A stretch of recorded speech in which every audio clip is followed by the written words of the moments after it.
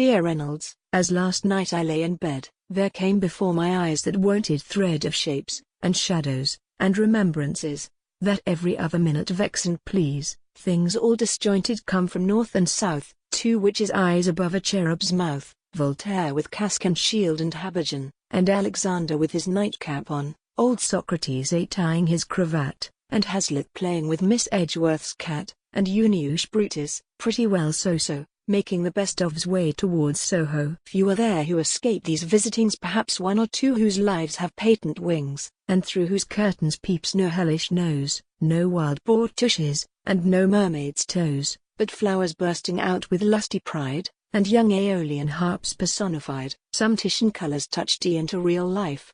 The sacrifice goes on. The pontiff knife gleams in the sun, the milk-white heifer lows, the pipes go shrilly, the libation flows.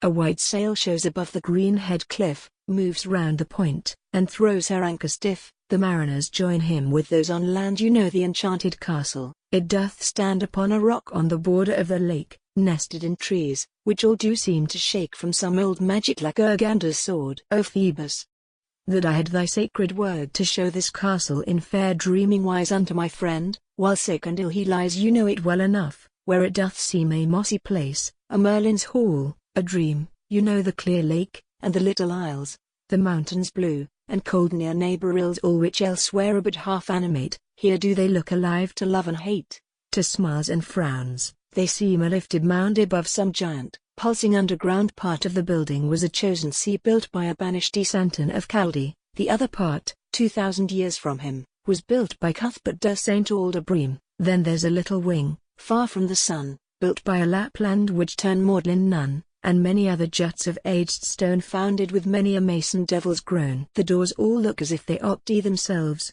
the windows as if latched by fays and elves, and from them comes a silver flash of light as from the westward of a summer's night, or like a beauteous woman's large blue eyes gone mad through olden songs and poesies. See what is coming from the distance dim. A golden galley all in silken trim.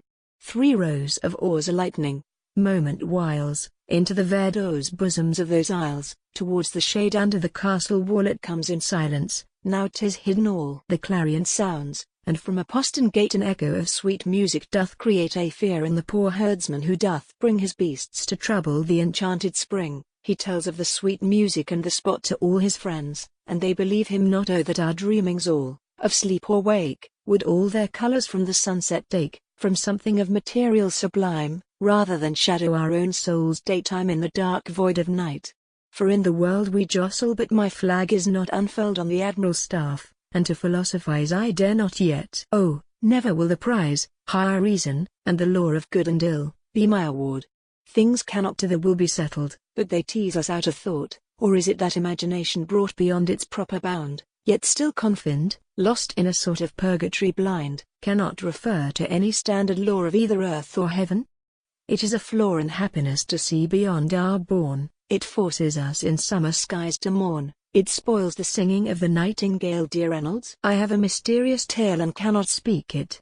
The first page I read upon a lampet rock of green seaweed among the breakers. 'Twas a quiet eve, the rocks were silent, the wide sea did weave an untumultuous fringe of silver foam along the flat brown sand. I was at home and should have been most happy, but I saw too far into the sea, where every more the greater on the less feeds evermore.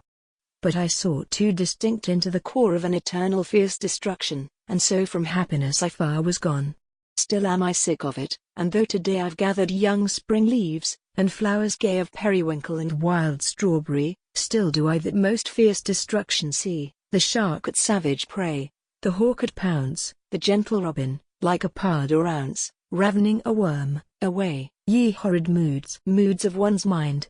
You know I hate them. Well, you know I'd sooner be a clapping bell to some Kamschatkan missionary church, than with these horrid moods be left i' the lurch. Do you get health, and Tom the same? I'll dance, and from detested moods and new romance take refuge. Of bad lines a centane dose is sure enough, and so here follows prose.